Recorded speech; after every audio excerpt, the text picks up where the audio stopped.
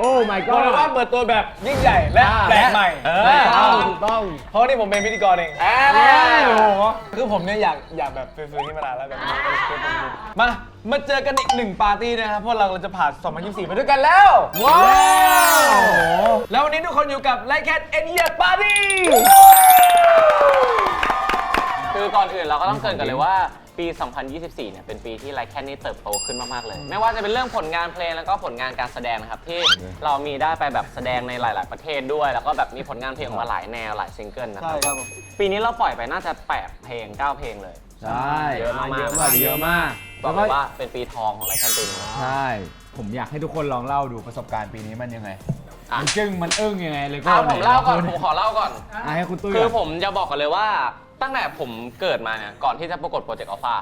ผมไม่เคยบินไปต่างประเทศเลย คือการบินไปต่างประเทศครั้งแรกก็คือบินกับพวกคุณเลยบินกับไลค์แคน อุ้ยเป็นเกียรติมากเลยพี่ตุ้ย เป็นเกียรติครับพี่ เป็นเกียรติ ซึ่งในปีที่แล้วเราก็มีได้ไปหลายประเทศมากมายรวมถึงปีนี้ 2024 ด้วย ซึ่งขึ้นเครื่องบินบ่อยๆมันก็ทำให้เราเริ่มชินขึ้นแล้ว ซึ่งในปี 2024 ผมว่าผมค่อนข้างอันล็อกสกิลการขึ้นเครื่องบินแล้ว คุณมีวิธียังไงเนี่ยคุณมีวิธียังไง ผมว่าวิธีของผมนะคือการที่ฟังเพลงดังๆ แล้วก็หลับไปเลย ใช่ผมเห็นแล้วเวลาแบบว่าก่อนขึ้นเครื่องเนี่ยคุณจะใส่แล้วก็แบบบางทีอ่ะเขาใส่แบบที่แบบเป็นเขาเรียกอะไร เป็นอันเล็ก อันเล็กแล้วก็มีเฮดโฟนครอบอีกทีนึง ใช่ กะให้แบบไม่ได้ยินเสียงอะไรเลย ไม่ได้ยินเลย เรียกว่าใครนั่งข้างตุ้ยก็คือไม่ต้องเปิดเพลงตัวเองฟัง นั่นคือถ้าไฟนั้นไม่มีข้าวอ่ะคือไม่ต้องเรียกตุ้ยเลยตุ้ยแบบไม่คุยกับใคร ไม่กินด้วยนะบางทีไม่กินด้วยนะบางทีไม่กิน ไม่กิน ขอนอนดีกว่าอะไรเงี้ย นั่นแหละแต่ผมว่าผมชินมากขึ้นแล้วครับกับปี 2024 แอร์เพลงดิตุ้ยไลค์แคนสโมเตเขาเป็นสุดหล่อมากแต่เขาจะเป็นคนเดียวของตุ้ยในจักรวาลนี้ต่อไปครับคนต่อไป ผมรู้สึกว่าผมได้แพลนไว้ว่าตอนแรกเนี่ยผมอยากจะมีคอนเสิร์ตแล้วก็ซีรีส์นะครับผมก็เป็นปีที่ได้ทำพร้อมกันเลย นี่ทำทั้งคู่เล ทั้งคู่ ย เลยครับใช่จริงในคอนเสิร์ตเนี่ยก็แบบเป็นสิ่งที่เราวางภาพแต่แรกเราอยากเป็นยังไงเราอยากทำโชว์อะไรอะไรเงี้ยก็เหมือนแบบสักเซสแล้วซีรีส์ก็ถ่ายทำไปแล้วแล้วก็ออนแล้วด้วยใช่ครับก็สักเซสไปอีกขั้นหนึ่งครับในชี แล้ว วิต ปีนี้เพลงคุณ 10 ล้านวิวด้วย มีเพลงเดียวด้วย ใช่ สุดยอดสุดยอ ป ด ระสบความสำเร็จ เก่งมากน้องชาย รอบเพลงฉ่ำยอดสตรีมครบ10 อ๋อใช่ผมเห็นอยู่เพลงฉ่ำยอดสตรีมครบ10 ล้านแล้วไม่แล้วตอนแรกคิดว่า10 ล้านวิวจริงๆแต่คือมันคือยอดสตรีมใช่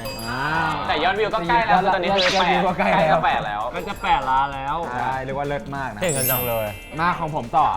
2024 2024 อะไรเนี่ยผมว่า 2024 ผมแฮนด์ลกับความเครียดได้แบบเก่งขึ้นจริงๆผมรู้สึกว่ามันปีนี้มันมีอะไรเยอะมากๆที่เราให้ได้ทำแล้วก็รู้สึกว่ามันมีหลายอย่างที่เราต้อง manage ให้มันลง มี ล็อก แบบ ใน ภาระ ต หน้าที่ เร มาก แพลไว้ ขึ้นอะไรอย่างเงี้ยความรับผิดชอบมากขึ้น ใช่ มีหลายอย่างมากๆ แล้วก็นั่นแหละครับแฮนด์ลได้ดีขึ้นหวังว่า ก็ ปี คือ หน้า เก่ง จะ ขึ้นเก่งขึ้น แฮนด์ลได้มากกว่านี้อีกม ก็เหมือนแบบว่าโตเป็นผู้ใหญ่มากขึ้นแล้วกันปีนี้สำหรับพี่นัท ครับผม ผมสรุปให้แล้วกันขออ อั นุ นไหน ญาตส เล รุป โก้ตั้งแต่เปิดคลิปมายังไม่ได้หยุดกินเลยตอนเนี้ย มีสิทธิ์พูดเหรอ เป็นปีที่อร่อยมาก เพราะว่ามีแต่เรื่องราวแบบกลมกล่อมกลมกล่อมเต็มไปหมดเลย รู้สึกว่าเป็นปีสำหรับโอกาสนะสำหรับพวกเราทุกคนเลย รวมถึงตัวเลโก้ด้วยมีโอกาสได้ไปทำงานหลากหลายรูปแบบมากขึ้น รับงานเฟสเยอะขึ้น ได้ทำหน้าที่ศิลปินเยอะขึ้น แล้วก็ได้รับหน้าที่ใหม่ๆ บทบาทใหม่ๆ เยอะขึ้น แล้วก็ได้มาทบทวนบทบาทเก่าๆของตัวเอง ในปีที่ผ่านมาก็รู้สึกว่าปีนี้พัฒนาในเป็นเลโก้ที่ดีขึ้น รวมถึงมีโมเมนต์ประทับใจอีกหลายอย่างเลยที่มันเกิดขึ้นในปีนี้เนาะเพราะว่าอะไรอะ มีป๊อปคอร์นไหนอยากเข้าได้แค่นั้นเข้าได้ ไม่แล้วคือแบบเป็นปีที่เรียกว่าผมว่ามันมีหลาย ๆ อย่างในชีวิตที่มันบาลานซ์กันไปได้ดี ผมรู้สึกว่าผมไป explore หลาย ๆ emotional ให้กับตัวเองมาก ๆ เลย ทั้งแบบมีความสุขร้องไห้เสียใจแม้กระทั่งในวันไหนที่แบบมีความสุขมาก ๆ ผมรู้สึกว่า ผมก็จะมีเรื่องเจ็บตัว แต่มันเป็นการเจ็บตัวที่แฮปปี้แฮปปี้มากเหมือนเวลาตอนคอนเสิร์ตเนี้ยที่แบบที่จมูกฟาดอะจมูกฟาดเราวเหล็กปั๊บ มันก็มีเหตุการณ์ดีๆ เพราะว่ามีพี่ๆ ไปเล่นตลกให้ดูถึงโรงพยาบาลด้วยซ้ำ ก็คือเหมือนเลโก้ก็คือปีนี้ของเลโก้คือเหมือนโตเป็นผู้ใหญ่มากขึ้น แล้วก็แบบว่ามีประสบการณ์ หลายๆ มา อก ย่าง ขึ้น ขึ้น ครับผมก็เป็นปีที่สนุกสนานเพลิดเพลิน ครับต่อไปผมนะครับพี่โองเฮ้ย คลิปโล เอ้ยเอาไปเอาตัวก่อนจะได้เอาตัวก่อนได้ พี่โองเฮ้ย เป็นปีที่รู้สึกว่ารู้จักตัวเองมากขึ้นเยอะมากเลยครับ ไม่ว่าจะเป็นด้านแบบตั้งแต่ต้นปีจนถึงท้ายปีเลย คุณชื่ออะไรครับเนี่ย ไหนไปทำไมมาต้นปีมันทำไม อยากด่า ไม่แต่นี่รู้สึกว่าตอนต้นปีอ่ะเป็นช่วงที่แบบว่า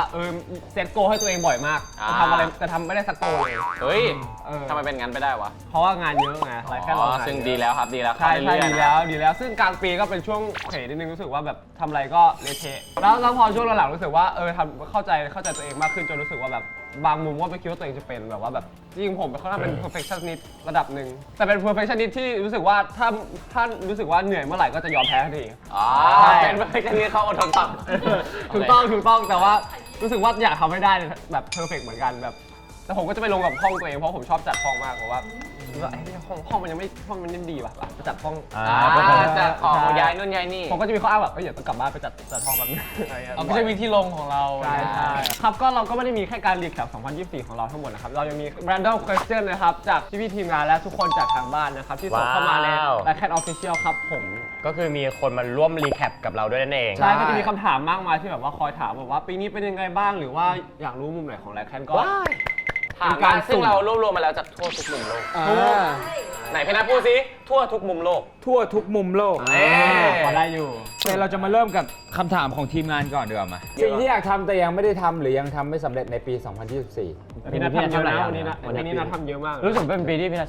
ใช้เวลาใน1 วันคุ้มมาก ใช้ชีวิต ปีนี้คุ้มกันไปหน่อย คือพี่ก็แบบทำงานด้วยเรียนแบบแต่ก็ทำทุกอย่างได้ ปี โอ นี้ เค ทำทุกอย่างเยอะมากๆ จนผมรู้สึกว่าก็ทำสำเร็จได้หลาย ๆ อย่างนะฮะอย่างแบบตอนต้นปีผมรู้สึกว่าตัวเองอยากเข้าฟิตเนสมากขึ้น แล้วก็แบบอยากบิ้วหุ่นให้มันแบบเพอร์เฟกต์อะไรอย่างงี้ก็รู้สึกว่าตัวเองก็ทำได้ประมาณหนึ่งแต่คิดว่าปีหน้าน่าจะ ไปต่อเรื่อยๆ ไปต่อเรื่อยๆเลยอะแล้วก็อยากทำให้มันดีกว่านี้ แล้วก็ถ้ามีเป้าหมายใหม่ๆก็ผมคิดว่าปีหน้าน่าจะทำให้มันแบบเพอร์เฟกต์ทุกอย่างที่ปีนี้ทำไปได้ด้วยดี แต่จะบอกว่ามันมีผลลัพธ์ของการพยายามนะ คือทุกวันนี้พี่นัทก็มีงานที่ต้องใช้หุ่น ได้โชว์หุ่น ได้ใช้โชว์ในสิ่งที่ตัวเองพยายามมา ให้กับคนดูได้เห็นแล้ว เรียกว่า success คุ้มค่า เก่งมากตบมือเรื่องที่ทำให้เสียน้ำตา กูดอแบด อ๋อมาถึงว่าเรื่องที่ทำให้ตอนที่เราร้องไห้เพราะดีใจหรือเสียใจ น่าจะเสียน้ำตาที่รู้สึกว่า เอาเรื่องดีแล้วกันส่งท้ายปีเนาะ อืม ก็ถือว่า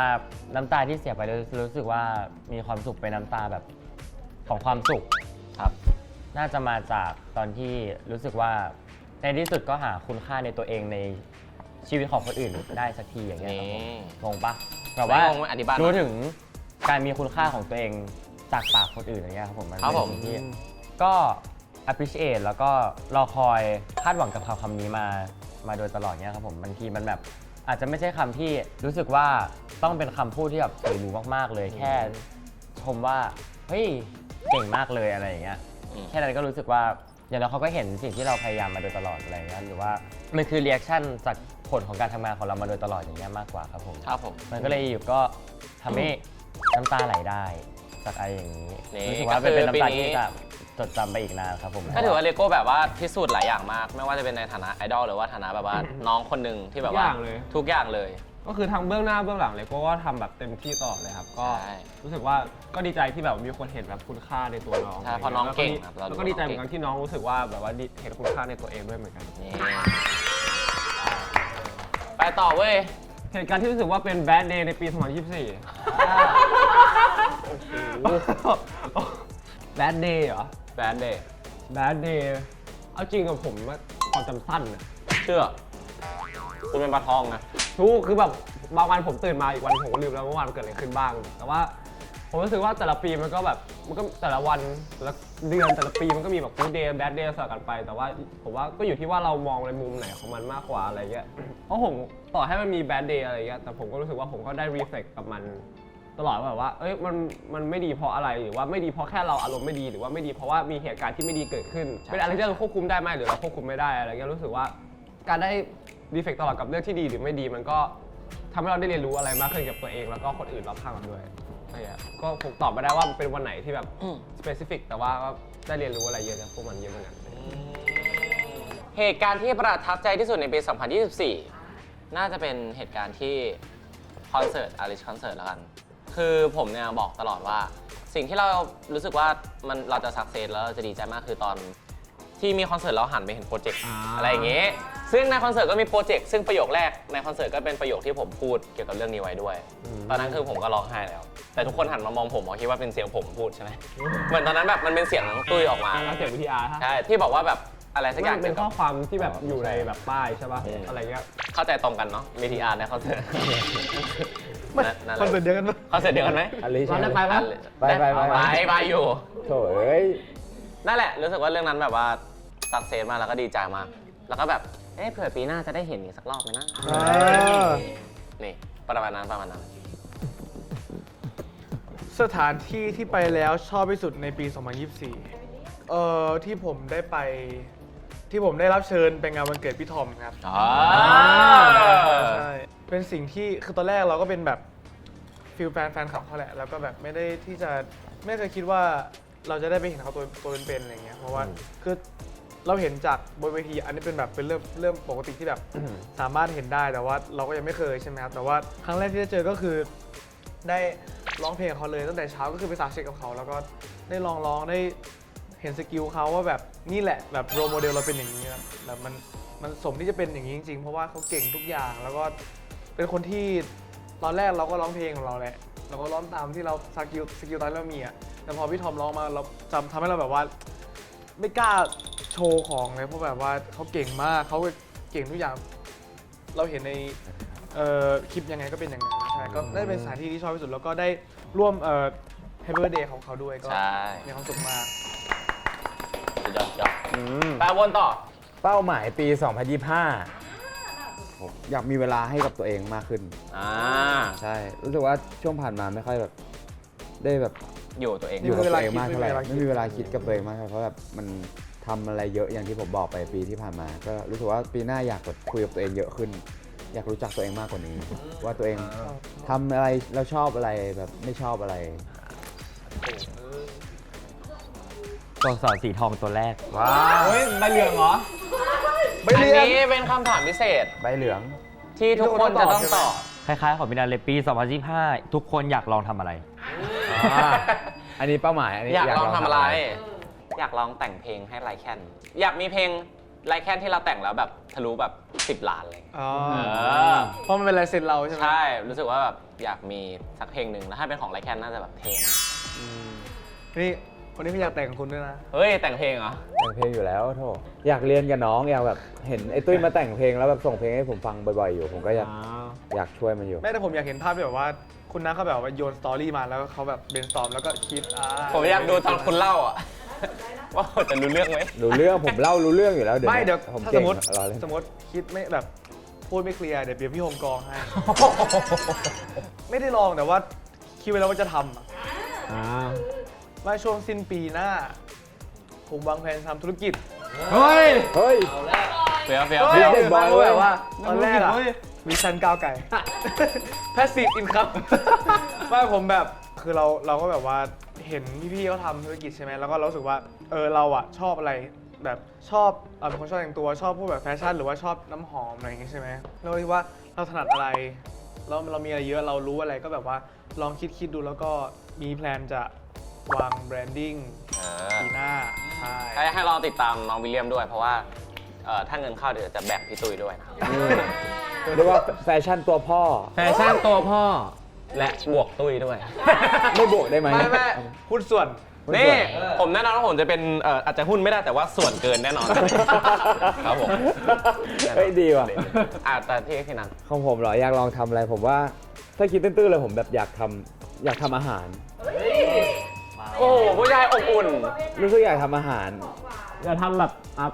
จานแบบประเทศไหนอะ ไม่รู้สึกแบบ ช่อ อง ยาก ไหนช่องไหน ผมแซ่บ ส่วนตัวชอบกินของหวาน แต่ว่ากลัวอ้วน ก็เลยเป็นกะเพราหมูสับแบบ ไม่ใช่ ไม่หรือคุณจะทำแบบของหวานที่มันคลีนหรือเปล่า จริงก็รู้สึกอยากลองทำของหวานที่มันแบบมันคลีนอะไรเงี้ยเพราะแบบบ้านผมอยู่บ้านเนี่ยแม่ผมก็จะทำข้าวโอ๊ตให้กินแล้วแบบ อร่อย ซึ่งพวกคุณก็ โอเวอร์ไนท์ าจ โอ๊ต เคยกิ ใช่ปะ โอเวอร์ไนท์ใช่แล้วแบบผมรู้สึกว่ามันอร่อยดีแล้วก็มันไฮโปรตีนอะไรอย่างเงี้ย แล้วถ้าสมมติทำแล้วมันไปได้ดีเนี่ยจะเกิดเป็นธุรกิจอะไรขึ้นหรือเปล่า เฮ้ยมา อัน เล นี้ ย ไม่แน่เหมือนกัน เฮ้ย ก็ต้องรอติดตาม ชื่อแบรนด์นัท นัดชื่อแบรนด์นัด อยากออกบ้านออกรถ นี่หมายถึงว่าออกมา วิสเซนก้าวไก่นี่แหละ แพชชีอินคัม มหาเศรษฐี หมายถึงว่าออกบ้านคือออกจากบ้านมา ออกบ้านออกรถ ไม่ใช่ ไม่จริงๆกับผม ใช่รู้สึกว่าอยากออกรถเพราะอะไรเพราะว่าอยากเริ่มขับรถแล้วสิ่งที่อยากลองคือ เศรษฐีโคราช boyfriend material เดี๋ยวจะเลยอยากไปนั่งข้างเลโก้ เดี๋ยวปีหน้า ปีหน้าเลโก้จะมี passenger princess ของตัวเอง เห็นน้องมาตึกนี้ขับเบนซ์นะครับขับเบนซ์เปิดกระจกแล้วแบบรบกวนไม่ถ่ายนะครับ คือรู้สึกว่าในปี 2024 เนี่ยอาจจะยังไม่ได้ขับรถเป็นจริงเป็นจังแต่เคยได้ลองขับรถกอล์ฟแล้วชอบมาก โอ้โห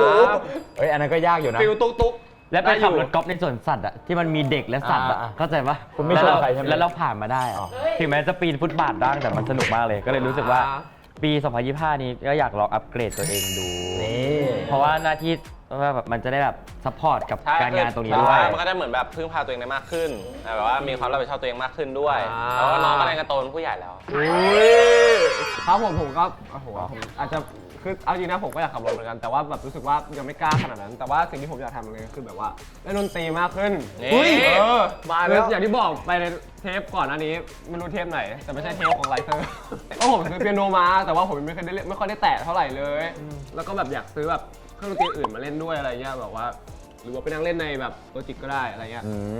อยากเล่นอยากแบบเข้าสู่โลกดนตรีมาก คือแปลว่าคุณแบบเข้าโซนดีแลนด์แล้วนี่ดีแลนด์ก็ดนตรี อะไรอย่างเงี้ยคือจริงๆอยากทำมานานแหละแต่รู้สึกว่าความรู้เปียโนตอน7 ขวบมันหายไปหมดแล้วชอบวันไหนที่สุดในปี 2024 ผมชอบวันที่ 21 กันยายน เพราะอะไรอ่ะแน่นอนครับว่าเป็นวันเสาร์ และเป็นวันที่คอยแค่มีคอนเสิร์ต ว้าว บอกเลยว่าแบบจริงๆรู้สึกว่าพอมาเป็นศิลปินแล้วแต่การมีคอนเสิร์ตก็ยังห่างไกลอยู่อะตั้งแต่แบบเดบิวต์แรกๆก็รู้สึกว่าอ่ะเราเนี่ยถ้าจะมีคอนเสิร์ตไม่จริง บ้า ไม่มีทาง โอ้ยสมอง โอ้ยไม่มีทาง เล่นใหญ่โคตร หมดแล้วสักพักร้องไห้ แต่พอมันเกิดขึ้นจริงๆก็แบบโอ้พอพี่ถาบอกว่าอยู่มีคอนเสิร์ตจริงแล้วผมรู้สึกว่าเอ้ยบ้าไปจริงแต่ว่าพอ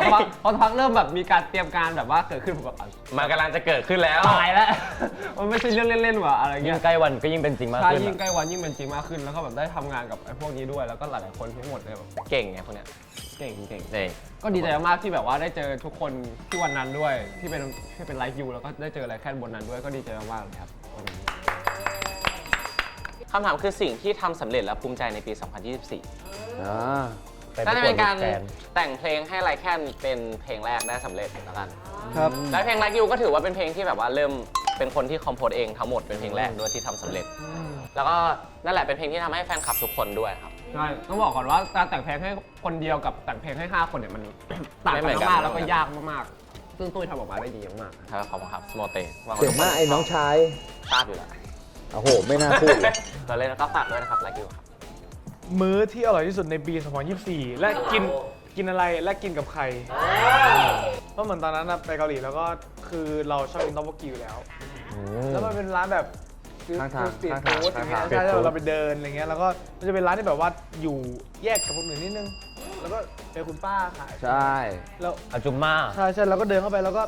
คือเราก็ไม่ได้คาดหวังหรอกเราเห็นคนเยอะ แล้วคิดว่าแบบมันก็คงแบบรสชาติปกติอะไรเงี้ยเหมือนที่เราเคยกินแต่พอเรากินปุ๊บแล้วแบบว่าอยู่กับพี่ตุ้ยตอนนั้น แล้วก็คนอื่นอยู่ไปรอมันอย่างอื่นอยู่ผมอยู่พี่ตุ้ยอยู่ติดกันเลย แล้วกิน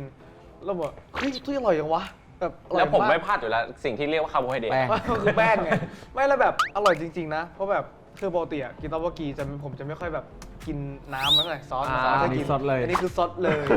อร่อย อ มาก ร่อยเกินไป แล้วแบบ อ๋อ ร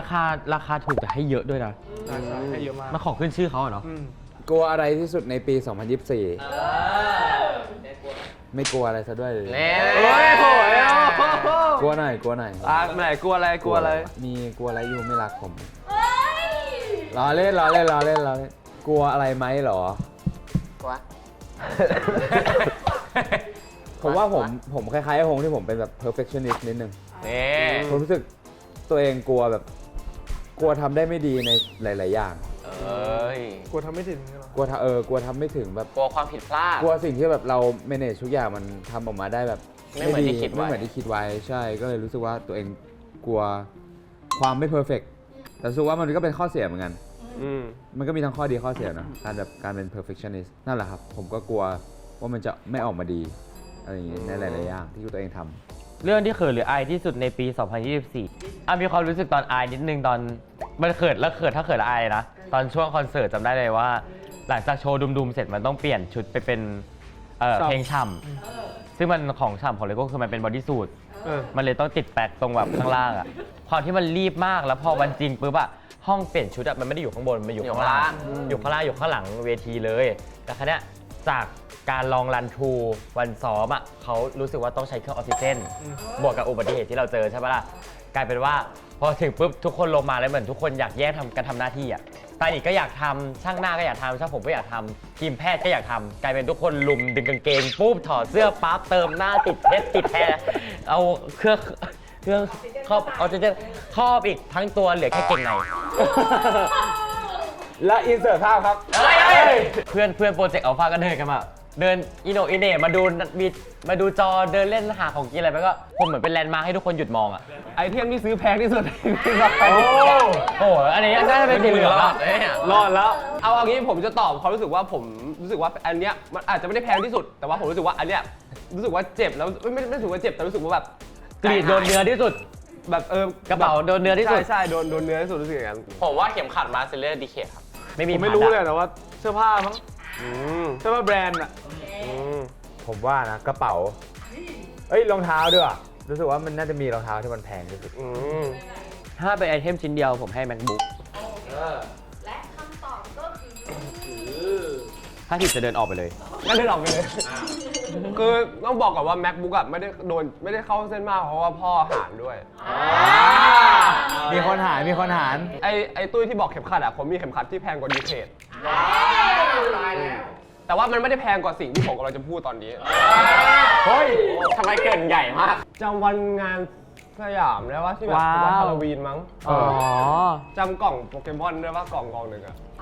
สีม่วงๆ กล่องการ์ดเหรอไม่ใช่ กล่อง ไอ้ การ์ด กล่องการ์ด มันเป็นกล่องครับเขาเรียก ETB มันแบบเป็นแบบบ็อกซ์ใช่ไหมซึ่งอันนั้นอะ รู้แล้วอันนี้แพงสุด อันนั้นราคา 12,000ซึ่งมันเป็นกล่องกระดาษแค่นี้เลย แล้วทุกวันนี้คือซื้อมาตั้งไว้เฉยๆอะถ้าสมมติแบบมันจะอยู่บนชั้นแค่นั้นเลย รู้สึกว่าซื้อมาทำไมนะตอนนั้น แล้วหลังจากเดือนนั้นผมใช้ชีวิตจนมากเลยผมบอก ข้าวกองมาเร็วก็เข้ากับออมกับบ้าน ใช่แล้วก็เป็นอันที่แพงที่สุด ถ้าเผื่อแบบปีหน้ามีไลฟ์เดี๋ยวผมเอาให้แบบมีไลฟ์สตรีมนะนึกออกว่าผมจะเปิดให้ดูว่ามันคืออันไหน เพลงที่ชอบที่สุดในปี 2024โหอันนี้ยากมากเลย ไม่แต่คุณก็มีโพสต์ในไอจีตลอดว่านี่คือที่สุดของคุณ แต่ว่ามันที่สุดแต่ละวันไม่เหมือนกัน โอเค มีที่สุดแบบตลอดปี งั้นเอาวันนี้ เอาเอมายเฟิร์ส เอาช่วงนี้ก็ได้ แต่า ช่วงนี้ ช่วงหลังๆมา 2-3 เดือนที่ผ่านมานี่คือเพลงนี้คืออันดับหนึ่งในดวงใจไม่ใช่ มันชื่อเพลงว่าโกหกเธอทางนั้น Serious Bacon ร้องไงครับ โกหกเธอทางนั้นที่บอกว่าฉันมันไม่ได้คิดอะไรดนตรีสไตล์นี้เราไม่ได้ยินบ่อยๆอะไรเงี้ยแล้วเราไม่คิดว่า ดนตรี เราไม่ได้คิดว่าแบบ Serious Bacon จะออกเพลงแนวนี้อะไรเงี้ย ก็จริงนะก็จริง แล้วรู้สึกว่า MV เพลงนี้แบบสวยอะด้วยความที่แบบเหมือนช่วงนี้เริ่มดูโปรดักชันมากขึ้น รู้สึกว่า เราเด็ เป็ ก นคน กราฟิก แพ้การเกลี่ยสีติดเขียวมิ้นท์อะไรเงี้ยชอบ ติดฟ้าอะไรติดอะไรเงี้ยคือฟังครั้งแรกแล้วคือแบบน้ำตาไหลเลยคือรู้สึกแบบอินมาก สีเหลืองออกได้แล้วสีเหลือง เฮ้ยคำถามพิเศษ แจ็คพอต อยากขอโทษใครในปี 2024 ก็ช่วงประมาณแบบ3 เดือน 4 เดือนมานี่แหละ ที่ผ่านมาก็เหมือนยายเสีย แล้วคือถ้าพูดถึงความสนิทอะเราไม่สนิทมากขนาดนั้น แต่ว่าด้วยความที่ก่อนเขาจะเสียเขาบอกว่าอยากฟังวิลเลียมร้องเพลงนี้อะไรเงี้ยแล้วผมอยู่กรุงเทพไงอยู่กรุงเทพแล้วก็เขาอยู่หาดใหญ่อย่างเงี้ยแล้วก็ไม่ได้มีโอกาสได้ร้องให้เขาฟังเงี้ยแล้วก็เป็นเพลงที่ผมไม่ค่อยร้องด้วยเพลงลูกกรุงอะไรเงี้ยใช่ไหมแล้วผมก็เหมือนแม่ก็เท็กซ์มาหามาแบบว่ายายอยากฟังลูกร้องเพลงนี้ ซึ่งผมมันจะฝึกมาหลายรอบแล้วจะฝึกหลายทีแล้วแต่ว่าเหมือนฝึกมาแล้วก็วันเนี้ยจะอัดแต่วันนี้ลองแล้วแบบว่าจะอัดพรุ่งนี้วันหนึ่งเพราะวันนี้อัดแล้วแบบเสียงไม่ค่อยได้เราว่าจะอัดตอนแรกเราจะอัดแค่ฮุกเราก็รู้สึกว่าเราอยากเวิร์สแล้วก็ฮุกเลยอะไรอย่างเงี้ยก็เลยจัดวันพรุ่งนี้พอพรุ่งนี้พอเราจะอัดปุ๊บแล้วก็แม่บอกว่ายายเสียแล้วอะไรเงี้ยใช่แบบมันไม่ทันแบบสายไปแล้วอะไรเงี้ยใช่ก็แบบเสียดายที่เขาแบบไม่ได้ฟังใช่ แต่นี้ว่ายายน่าจะเห็นพี่เป็นแบบได้เป็นศิลปินแล้วได้เป็นนักร้องได้ทำงานที่พี่มีความสุขแล้ว ผมว่าผมขอโทษครอบครัวผมแล้วกันเพราะผมรู้สึกว่าช่วงที่ผ่านมาผมโฟกัสตัวเองเยอะเกินไป จนไม่มีเวลาให้พวกเขาเลย แล้วก็ ไม่ได้แบบไปอยู่กับเขาเลยแบบช่วงพักหลังมาพ่อผมก็ป่วยด้วยไงแล้วก็ไม่ค่อยได้ไปอยู่กับเขาเลยแบบไม่ค่อยไปให้กำลังใจเขาหรือว่าได้ไปคุยกับเขาอะไรอย่างงี้ก็รู้สึกว่าอยากขอโทษในส่วนนี้ที่ผมอาจจะทำบางครั้งผมกลับบ้านแล้วก็แบบรู้สึกแบบเหนื่อยๆก็ไม่ค่อยได้คุยกับพวกเขาก็คงคิดถึงแหละเขาก็พยายามชวนคุยบ้าง ผมก็บางครั้งก็เงียบๆขรึมๆบ้างก็ขอโทษแล้วกันนะครับแม่ครับพ่อก็จะพูดเยอะกว่านี้นะฮะ อยากขอโทษตัวเองแล้วกันครับผมที่เรียกได้ว่าพาตัวเองมาหลากหลายเส้นทางเลยพาให้ตัวเองไปเจออีกหลายๆแบบไปเจอหลาย ๆ แบบทุกสิ่งไม่ว่าจะทำให้ตัวเองเจ็บบ้าง หรือว่าล้มบ้างหรือว่ามีความสุขบ้าง ก็รู้สึกว่าร่างกายเนี้ยในณปีนี้มันใช้มาคุ้มมากๆแล้วครับก็เลยขอโทษถ้าอันไหนมันเกินรับกับบางสิ่งที่มันเกินลิมิตไปแล้ว ที่คนคนหนึ่งจะสามารถรับได้ จะรักตัวเองมากขึ้นในปีหน้า จะห่วงร่างกายตัวเองมากขึ้น แล้วก็จะพาร่างกายนี้ให้มันแข็งแรงให้มันยังมีคุณภาพต่อไปเรื่อยๆเพื่ออนาคตอันก้าวไกลนะครับผมอยากจะขอโทษอาม่าครับ รู้สึกว่าคือจริงๆผมอยู่เงี้ยอยู่ข้างนอกผมก็จะเป็นอย่างนี้แหละแต่พออยู่ที่บ้านผมจะเหมือนแบบเป็นอีกคนหนึ่งเลยเพราะผมค่อนข้างหงุดหงิดเราอยู่บ้านอะไรเงี้ยก็แบบผมค่อนข้างจะแบบคือลงมาข้างล่างจะเจออาม่าก็ถามว่ากินอะไรไหมทุกวันเลยผมแบบบางทีผมแบบคุมน้ำหนักหรือว่าคุมอาหารหรือว่าอะไรเงี้ยหรือว่าวันนั้นต้องรีบออกไปเลยผมจะแบบบางทีว่าไม่กินหรือว่าแบบพูดไม่ดีกับอาม่าบ่อยมากๆหรือว่าแบบบางทีอาม่าก็แบบว่านึกออกว่า generation gap แบบมันกว้างมากแล้วก็แบบว่าบางทีอาม่าแบบหน้าห้องหรือรกหน้าอะไรเงี้ยบอกมายุ่งของโฮมหายเพราะอาม่าบ่อยมากเลยอาม่าขึ้นมาจัดอะไรเงี้ยก็แบบว่าอยากจะขอโทษอาม่าเพราะบางทีก็แบบว่าบางทีรู้ตัวแหละว่าทำไม่ดีแต่แบบมันสายไปแล้วเรื่องอะไรเงี้ยนึกออกปะมันเป็นกับพ่อแม่เหมือนกันอะไรเงี้ยแต่พอจังหวะที่2ก็เลยต้องแบบพูดดีๆอะไรก็เลยขอโทษอาม่า ของผมน่าจะขอโทษที่บ้านกัน เหมือนผมจะคล้ายๆพี่พงษ์ที่ว่าแบบทุกครั้งเวลาผมกลับบ้านหรือว่าแบบอยู่บนรถอะไรเงี้ยผมจะเป็นคนแบบเหมือนกันเหมือนเป็นอีกคนเลยผมจะค่อนข้างแบบอยู่บ้านจริงผมไม่พูดเลยนะแบบไม่พูดเลยแบบกับคนที่บ้านกับใครอยู่บ้านผมจะแบบไม่พูดเลยอะไรเงี้ยเพิ่งมาแบบพูดกับที่บ้านเมื่อแบบช่วงคอนเสิร์ตอะไรเงี้ยจริงๆอยู่บ้านจะไม่พูดหลักๆคือกับแม่เพราะว่าแม่ไปส่งอะไรเงี้ยแต่แบบวันนี้ขึ้นรถไปแม่ก็จะถามแล้วไม่รู้ก็แบบบางทีแบบเหนื่อยแล้วไม่อยากฟังอะไรเงี้ยแล้วก็จะใส่หูฟังอะไรเงี้ยซึ่งจริงๆแบบเราจริงๆก็น่าจะคุยกับเขาหน่อยอะไรเงี้ยแบบบางทีเขาก็ไม่ใช่เราอย่างเดียวที่เหนื่อยเพราะเขาก็ไปส่งเราแบบบางทีเราก็ตื่นเช้าเขาก็ตื่นเช้าเหมือนกันอะไรเงี้ยแต่กับทุกคนกับพ่อจริงๆก็แบบไม่ค่อยได้เจอแบบ2 อาทิตย์เจอพ่อทีอะไรเงี้ยก็แบบก็ไม่ค่อยได้คุยกับพ่อด้วยกับแบบนาอะไรเงี้ยบางทีก็แบบหงุดหงิดกับยายทวดอะไรเงี้ยบางทีหงุดหงิดใส่ประมาณนั้นคาดหวังอะไรในปี 2025 ผมว่าฝึกร้องมากขึ้น เพราะว่าช่วงที่ผ่านมาก็ออกอีเวนต์ต่างๆก็ไม่ได้แทบไปแบบไปเรียนเลยหรือว่าอะไรเลยก็รู้สึกว่าตัวเองอยากพัฒนาตรงนี้ให้มันมากกว่านี้ใช่เรื่องที่เพิ่งค้นพบกับตัวเองในปี 2024 ก็รู้สึกว่าขีดจำกัดตัวเองมันมากกว่าที่ตัวเองคิดอะไรเงี้ยเริ่มรู้สึกว่ามันก็ตัวแฟชั่นได้เหมือนกัน เพราะว่ามันจะมีแฟชั่นในอุดมคติที่ว่าต้องสูงต้องไหล่กว้างต้องแบบหน้าคมหน้าอะไรเงี้ยแต่เราไม่รู้เลยถ้าเราไม่ได้ลอง ก็จนปีนี้ได้มาลองอะไรเยอะมากก็เลยรู้ว่าตัวเองแบบกรอบของตัวเองมันกว้างกว่าที่ตัวเองคิดอีกครับใช่ ความรักในปี 2024 เป็นยังไง คุณบอกคุณอกหักนี่ ได้ไหม คดียังนี่อยู่นะ เฮิร์ตไว้ไม่เป็นไรเฮิร์ต ทำไมเป็น คุณบอกคุณอกหักเลยแล้วผมโดนน้ำขังแล้วผมยังนี่กับคุณอยู่เลย ไหน เนี่ย มันยังไงฮงชิ แล้วคือต้องเท้าความไปช่วงมัธยม คือตั้งแต่มัธยมเลยนี่กี่ปีแล้ววะ5 ปีแล้ว เดี๋ยวนะ ครึ่งทศวรรษแล้วอะ เนี่ยตอนนี้ทุกคนหยุดกินแล้วฟังวงก่อน หูตั้งตามองคือที่ผมดูไม่สนใจความรักขนาดนี้เพราะแบบบางทีแบบเรายังไม่ move on อะไรเงี้ยแต่เศร้าอะไรดิอะไรอย่างงี้ก็เลยแบบดูแบบว่าบางทีก็ตลอดที่ผ่านมาที่ผมพูดถึงตัวเองเยอะเพราะแบบอยากรู้จักตัวเองเหมือนกันมันจะได้เข้าใจว่าแบบทำไมตัวเองถึงเป็นแบบนี้ ระบบความคิดหรือระบบความทรงจำหรือว่าสิ่งที่ตัวเองเจอมามันทำให้ตัวเองรู้สึกยังไงอะไรอย่างเงี้ยและอีกหลายๆปีก็คงยังเป็นเหมือนเดิม อะไรอย่างงี้แต่ว่าก็ไม่ได้มีเอฟเฟกต์มากแต่ว่าก็ยังแบบเหมือนเป็นแบบเขาเรียกอะไรแบบเป็นจุดยึดไว้อยู่อะไรเงี้ย ไม่มีแพลนจะมูฟออน เหตุการณ์ในต่างประเทศในปี 2024 มันจะมีครั้งหนึ่งที่เราได้ไปงานที่ญี่ปุ่นครับแล้วเราจะต้องมีแบบโชว์พิเศษเป็นโชว์ที่เอาเพลงสายญี่ปุ่นมาร้อง เฮ้ยจะพูดกันตลกแล้วเนี่ย ซึ่งเป็นเพลงที่แบบว่าเอาจริงคือเราค่อนข้างที่จะโลกพอสมควรเพราะว่าด้วยความที่เราค่อนข้างแบบ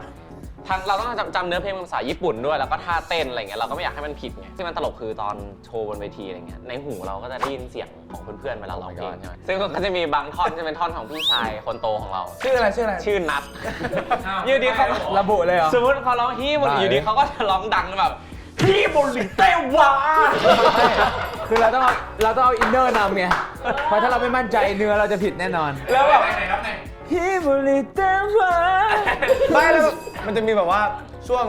วงท้ายอ่ะมันจะเปลี่ยนเนื้อพุกมันเปลี่ยน แล้วมันร้องรวม แล้วใช่เรารวมถือว่าโอเคอยู่ แต่มันจะมีในหูในเอียร์มันได้ยินชัดทั้งหมดอะร้องเหมือนกันหมดแต่พี่นัทร้องของอันแรก นี่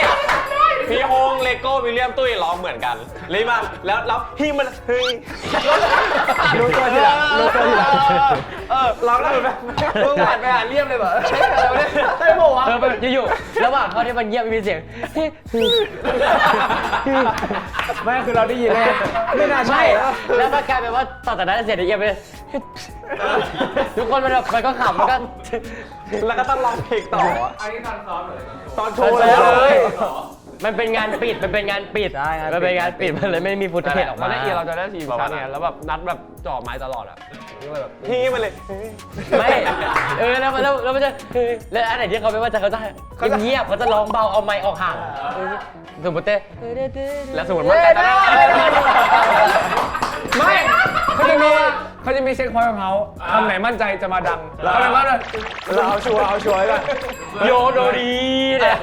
โยโดดี ประมาณนี้เรื่องของพี่นัทไม่ใช่เรื่องตลก มันลืมไปแล้วมันลืมไปตัว ครับประมาณนั้น เหลือใบสุดท้ายพอดีเลย อยากขอบคุณใครในปี 2024 สีเหลืองก็อยากขอบคุณทุกคนที่เข้ามาในชีวิต ไม่ว่าจะเป็นเรื่องที่ดีหรือไม่ดีนะครับ แบบก็ทำให้เราได้เรียนรู้อะไรเลยอย่างเงี้ยคนอยากขอบคุณพี่มุ้ยแล้วกัน ขอบคุณมากๆเพราะว่าคือผมอะเหมันผมมาแบบดูถูกตัวเองว่าแบบว่าทำไม่ได้หรอกอะไรเงี้ยเพราะจะมีแบบบางคิวที่ผมน้อยตัวเองว่าทำไมผมเล่นไม่ได้ ผมเล่นหลายเทคมากมันเกิดอะไรกับชีวิตอะไรเงี้ยแบบทำไมถึงเล่นไม่ได้ทำไมถึงเป็นเทมแบบที่เทมเป็นไม่ได้อะไรเงี้ยก็พอได้เวิร์กช็อปอย่างเงี้ยเหมือนพี่มุ้ยเขาล็อกมาสมมติแบบทุ่มหนึ่งถึง3 ทุ่มอย่างเงี้ยเราเข้าไปซึ่งเราก็คิดว่าเราต้องเตรียมการบ้านไปคุยกับเขาอะไรเงี้ยว่าในคิวต่อไปเนี้ยเราต้องทำอะไรบ้างแต่ว่าจริงๆเขาพาไปเพื่อที่จะคุยว่าวิลเลียมเป็นอะไรเจออะไรแบบปัญหาในชีวิตคืออะไรอย่างเงี้ยแบบมาคุยกันแล้วก็เหมือนผมมันเป็นอย่างนี้บ่อยมาก แล้วก็ไม่ว่าจะเจอปัญหาอะไรเขาจะช่วยตลอดช่วยเยอะมากนะแบบว่าคอยรับฟังปัญหาคอยดูว่าปัญหาตรงเนี้ยเราต้องเริ่มจากอะไรเหมือนเป็นแม่คนหนึ่งเลยที่แบบว่าคอยช่วยจริงๆเพราะว่าเราก็มากับการแสดงด้วยใช่เหมือนพี่มุ้ยก็ช่วยทุกอย่างเลยใช่ครับ ผมก็ขอบคุณทุกคนเหมือนกันนะครับผมที่พาเข้ามาในชีวิตแล้วก็หลักๆก็คงเป็นขอบคุณ Like You แล้วกันที่ซัพพอร์ตกันมาตั้งแต่ต้นปีเลยนะฮะก็อยู่กับพวกเรามาตั้งแต่ Day 1บางคนก็เพิ่งจะมาซัพพอร์ตเนาะก็คอยติดตามพวกเราตลอดให้กำลังใจพวกเราก็ขอบคุณทุกคนมากๆครับแล้วก็ที่สำคัญก็ขอบคุณทีมงานทุกคนที่ดูแลพวกเราอย่างดี แล้วก็ครูสอนเต้นครูสอนร้องทุกคนนะที่คอยพัฒนาพวกเราคอยสอนพวกเรา แล้วก็ขอบคุณเพื่อนๆน้องๆทุกคนนะครับที่มีความสุขกันจนหมดปีแล้วนะฮะนี่ขอบคุณ เห็นหรือเปล่าจังหวะนี้ ขอบคุณพวกนายมากๆเว้ยที่แบบเหนื่อยกันมาทั้งปีก็ขอบคุณที่เป็นเสียงหัวเราะเสียง เป็นอะไรที่คาดไม่ถึงสุดๆเลย นายพูดจริงนายพูดจริง พูดเดจาวูอ่ะ อันนี้พูดจริง พูดจริงไม่ได้ พูดจริง ไม่ได้ตลกเส้นแก๊ป ไม่เคยโกหกไม่ขอบคุณพวกนายจริงๆเว้ยที่เหนื่อยกันมาเพราะปีนี้เราก็เหนื่อยเนาะถึงเหนื่อยก็ยังมีหน้าพวกนายที่คอยหัวเราะฉันเอง ซึ่งไม่ได้ทำให้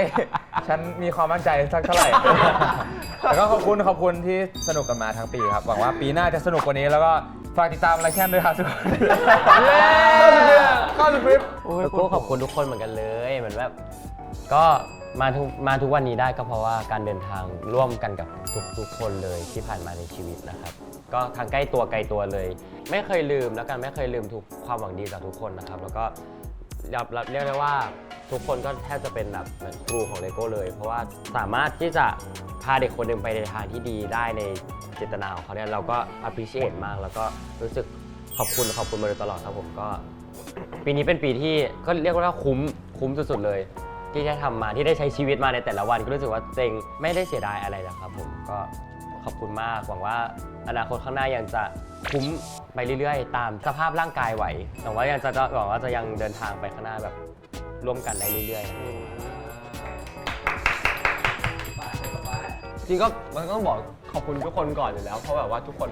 ไม่ว่าจะเป็นไลฟ์ยูหรือว่าทุกคนในตรงนี้ก็แบบสำคัญกับชีวิตผมมากแต่ผมก็อยากจะขอบคุณคนหนึ่งครับเขาเป็นเหมือนแฟนของผมเลย คือแบบว่าเขาคือโปรดิวเซอร์รายการบูทองใน GMMTV นี่แหละครับก็เขาเป็นพี่ที่แบบว่าคอยให้คำปรึกษาที่ดีมากๆตลอดเวลาไม่ว่าจะเป็นเรื่องตัวเองหรือว่าเรื่องแบบปัญหาดีใจมากๆครับที่แบบว่าได้รู้จักพี่คนนั้นแล้วก็แบบ ผมก็ขอบคุณ GMMTV ครับ ขอบคุณไดเซอร์ขอบคุณทุกอย่างที่ให้โอกาสตั้งแต่โปรเจกต์อัลฟาจนมาถึงไลแคนทุกวันนี้ ขอบคุณพี่ถาพี่แกงส้มนะครับที่ซัพพอร์ตพวกเรามาตลอด ขอบคุณไลแคนทุกคนที่เต็มที่กับทุกการเดินทางที่ผ่านมาด้วยกันครับผมขอบคุณครอบครัวด้วยที่ซัพพอร์ตตลอดนะครับแล้วก็ไม่ว่าจะมีปัญหาอะไรถึงแม้เราจะทำตัวแย่ๆใส่บ้างแต่เขาก็ยังซัพพอร์ตเรามาตลอดครับแล้วก็ไม่ว่าอะไรจะเกิดขึ้นก็ตามฉันจะไม่ยอมให้ใครมาทำร้ายเราให้เราชินกันแบบนี้เรื่อยไปสุดท้ายฝากเพลงไม่ใช่บังเอิญด้วยนะครับ เป็นเพลงของตุ้ยที่ออกมาประกอบ OST เรื่อง Tempo the Series นะครับรับชมได้ที่ช่อง GMMTV Record นะครับต่อไปจะเป็นเมื่อกี้เป็นคำถามจากพี่ทีมงาน ใช่ ต่อไปจะเป็นคำถามจาก Like You ของเรานั่นเอง เย้ คนละ1ข้อครับผมก่อนที่จะจบสิ้นปี เริ่มที่ผมก่อนแล้วกัน เหมือนเดิม ถ้าขอพรได้ 3 ข้ออยากขออะไร ข้อแรกขอให้ตัวเองบินได้ อยากบินครับ เบื่อแล้วติดเหรอ ไม่เราอยากบินไปรอบโลกอะไรเงี้ยอยากเที่ยวรอบโลกอะไรเงี้ยข้อที่ 2เหรอ อยากกินอะไรแล้วไม่อ้วน เอ้ย กินเท่าไหร่ก็ไม่อ้วน สำคัญมาก ชอบเล่นดูไบ ข้อนี้คือถูกต้อง สุดยอด ส่วนข้อสุดท้ายก็ขอให้ตัวเองมีความสุขกับทุกสิ่งที่ทำครับผมจะได้ enjoy กับชีวิตเก่งมากนี่ พวกเธอคิดว่าเวลาที่ผ่านมาที่ได้อยู่ด้วยกัน พวกเธอได้อะไรจากกันและกันบ้าง ก็รู้สึกว่าผมได้ energy แบบ positive ในทุกวันแล้วกัน เพราะว่าแบบ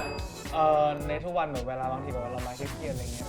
แล้วก็มาเจอพี่ชายสุดที่รักก็เจอน้องแบบมัน small ไง Yeah man I know เอ้ man เอ้ย Yeah ใช่ มันก็แบบ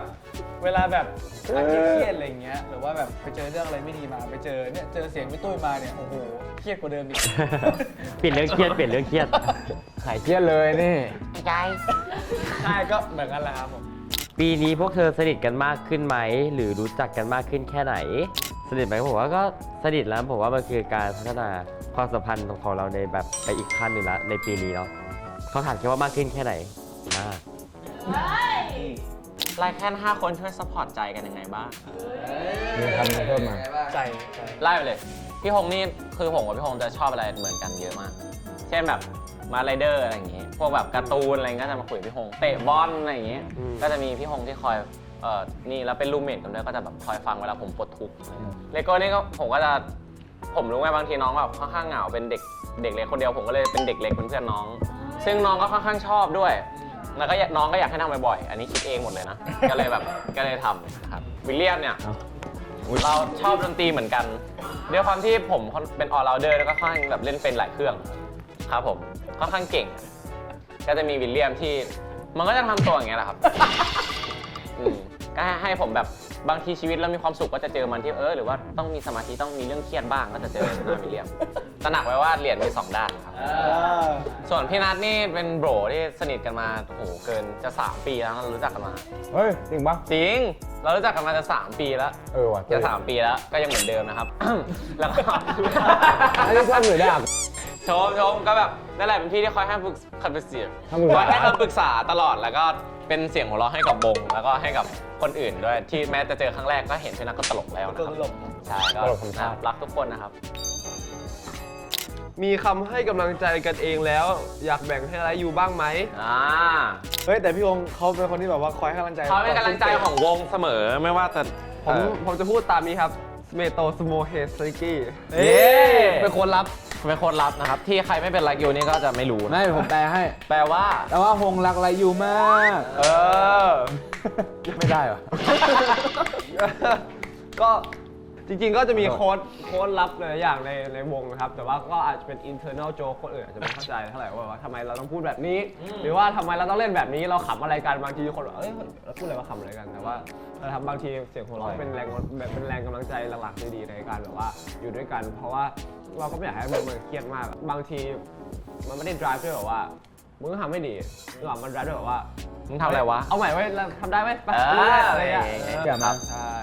ก็จบไปแล้วสำหรับ In Year Party วันนี้ก็เหมือนได้มารีแคปกับทุกคนอีกครั้งหนึ่งกับเพื่อนๆทุกคนแล้วก็มีไลค์ยูมานั่งคุยด้วยกันด้วย ใช่ว่าปี 2024 เนี่ยเราผ่านอะไรมาบ้างทำอะไรบ้างแล้วภูมิใจกับอะไรบ้าง ใช่ ซึ่งผมว่าปีนี้ก็เป็นปีอีก1 ปีที่ดีของไลค์แคนนะ ครับ เป็นปีที่แบบว่าผ่านอะไรกันมาเยอะแล้วก็มีคอนเสิร์ตเดี่ยวครั้งแรกของไลค์แคนไป เอา แล้ว จ ด้ ริ วย งๆนะ เป็นปีที่ผมรู้สึกว่า คนที่ยุ่งในการทำงานจริงๆเป็นยังไง แต่ว่าจะเข้าได้อีกนะครับ นี่ได้เรื่อยๆนะครับเชื่อแบบเฉยๆ เช่นไรเช่นนี่ข้าวโพดคั่วตรงนี้ก็สามารถเข้าได้ หรือว่าที่เราเซนเซอร์เป็นสีแดงไว้เนี่ย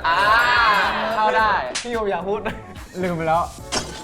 ไม่จะบอกว่าพร้อมยุ่งกว่านี้อีกไรแค่นปีหน้าไรแค่นพร้อมยุ่งกว่านี้อีกนะครับทุกคน นั่นแหละ ฝาด้วย ก็สุดท้ายปีใหม่ก็อยากให้ทุกคนมีความสุขครับ ใช้เวลากับคนที่คุณรัก ถ้ารักเราก็รักกลับขอบรักกลับ ครับผม เจอกันปีหน้านะครับ บ๊าย บา บาย ยบาย